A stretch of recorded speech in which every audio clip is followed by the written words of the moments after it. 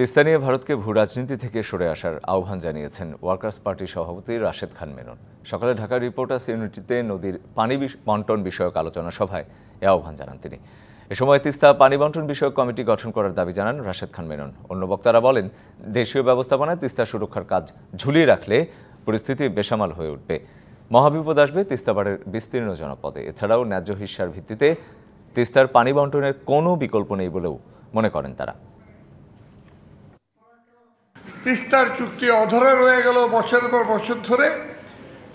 এমনকি আমাদের উদ্যোগে যে তিস্তা খননের যে কর্মপরিকল্পনা গ্রহণ করা হয়েছে সেটাও আমরা বাস্তবায়ন করতে পারছি না ভূ রাজনীতির কারণে। এই প্রয়োজনে নিজের অর্থায়নে আমাদেরকে তিস্তা প্রকল্প বাস্তবায়ন করতে হবে।